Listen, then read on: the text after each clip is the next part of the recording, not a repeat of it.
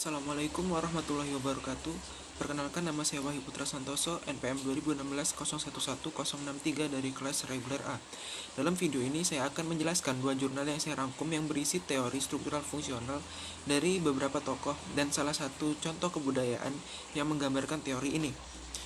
Talcott Parson, yang pertama adalah Talcott Parson. Ia adalah kontributor produktif untuk literatur sosiologis.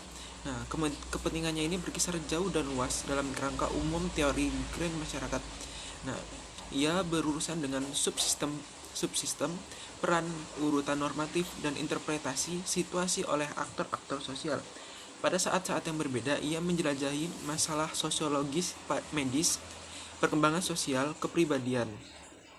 Parsons mengembangkan sistem teoritis berpusat konseptual dalam keseimbangan, universalitis untuk evolusi, dan identifikasi properti yang umum untuk masyarakat. Struktur aksi sosial Parsons ini menganjurkannya menggunakan realisme analitis.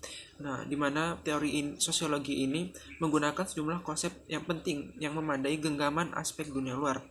Fitur unik dari realisme ini adalah desakan tentang bagaimana konsep-konsep abstrak yang akan digunakan dalam analisis sosiologis.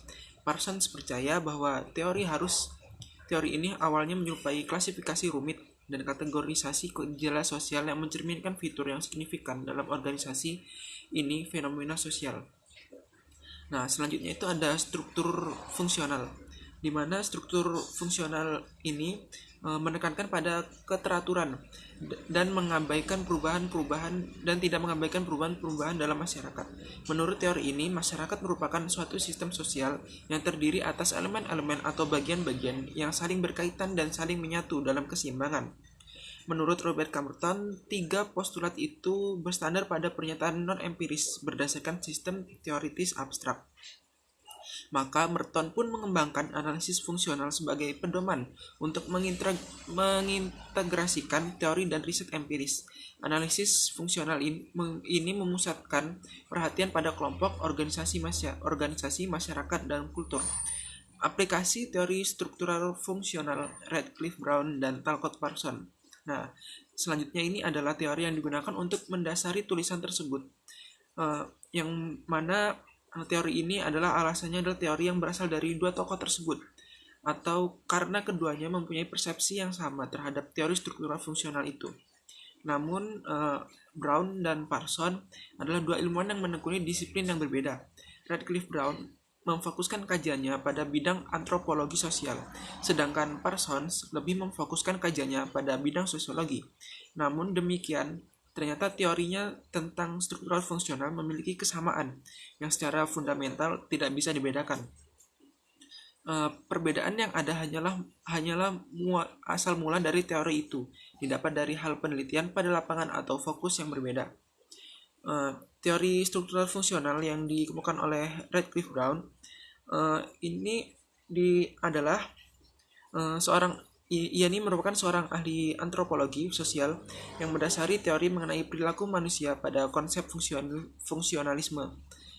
Ia merasa bahwa berbagai aspek perilaku sosial bukanlah berkembang untuk memuaskan kebutuhan individual, tetapi justru timbul untuk mempertahankan struktur sosial masyarakat tersebut. Nah, struktur sosial dari suatu masyarakat adalah seluruh jaringan dari hubungan-hubungan sosial yang ada. Teori struktural fungsional Parsons selanjutnya adalah ada perspektif fungsional Parsons. Nah, berkaitan pula dengan tujuan untuk mewujudkan keutuhan suatu struktur sosial masyarakat, seperti halnya perspektif Brown. Kemudian ada itu Tari Gambyong.